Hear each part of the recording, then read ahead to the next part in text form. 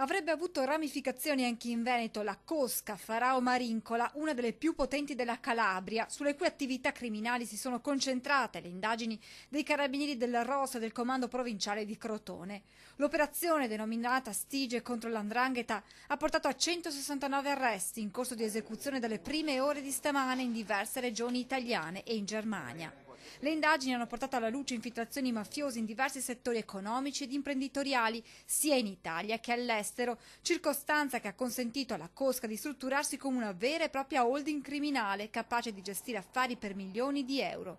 Gli arresti riguardano presunti affiliati e favoreggiatori dell''ndrangheta in Italia e oltre confini in Germania appunto.